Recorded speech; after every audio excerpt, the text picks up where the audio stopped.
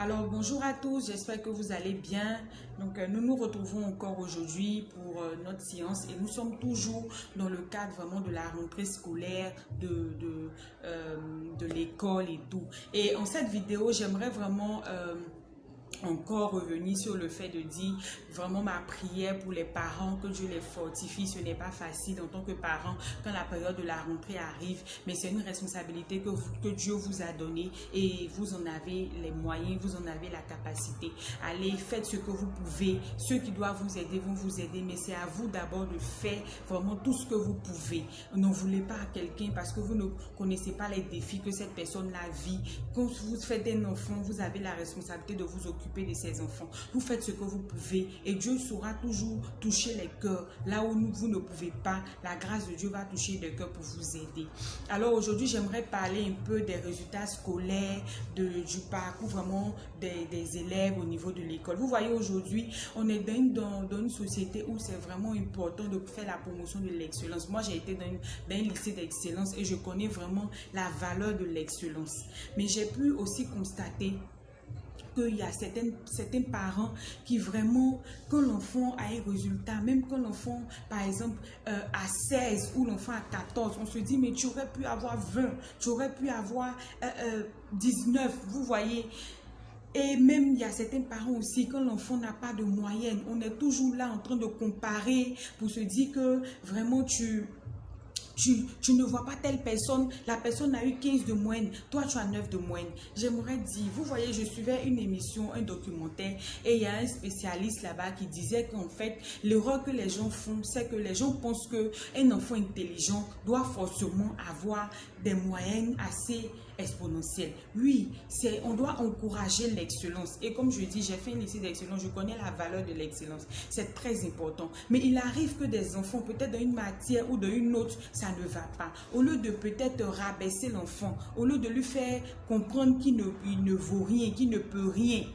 Et si on essayait de travailler, peut-être s'il a besoin d'un répétiteur, s'il a besoin de faire des cours du soir, s'il a besoin même qu'on travaille son mindset pour lui dire que non, en fait, qu'on arrive à dissocier peut-être les résultats à l'enfant lui-même, avoir en lui une valeur, un potentiel pour lui dire oui mon enfant, je sais que tu peux y arriver. Mais aujourd'hui, qu'est-ce qu'on fait? On voit que les parents sont prêts à faire des comparaisons. Tu ne vois pas telle personne, tu aurais pu faire mieux, sans pouvoir trouver exactement quelle est la faille, quelle est la lacune de l'enfant.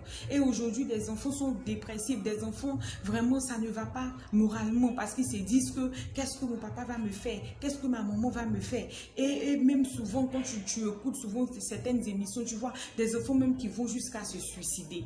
J'aimerais vraiment que, vraiment, en tant que parent, on sache discerner. Chaque enfant a sa sensibilité émotionnelle. Les enfants ne sont pas pareils. Et tout enfant même ou toute personne a besoin de sentir qu'il a quelque chose de bon en lui. Si nous remarquons que par exemple dans une matière, ça ne va pas. Si nous remarquons même que l'enfant est un peu trop distrait, l'enfant aime trop jouer, aime trop... je veux dire qu'il y a la manière, il y a une manière de le faire. Je prie Dieu que Dieu puisse nous aider. Que Dieu puisse nous aider.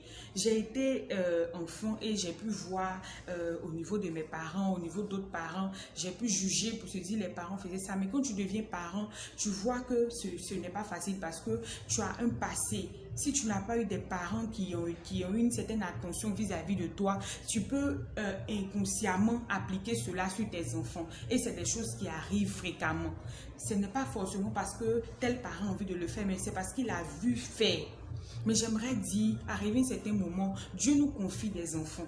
Dieu nous confie des enfants. Il faut qu'on puisse pouvoir rendre des comptes vraiment assez importants à Dieu pour dire, Seigneur, voici cet enfant que tu m'as confié, je l'ai éduqué dans la voie de Dieu, voici.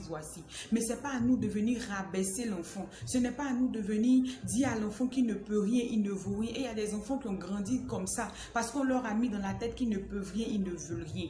Si on peut discerner que par exemple l'enfant a besoin d'un répétiteur, l'enfant a besoin des cours intensifs, l'enfant a besoin qu'on puisse lui parler, qu'on puisse le rassurer, qu'il puisse sentir que quelque chose de bon peut sortir de lui, faisons-le. Mais s'il vous plaît, arrêtons de faire des comparaisons, arrêtons de faire...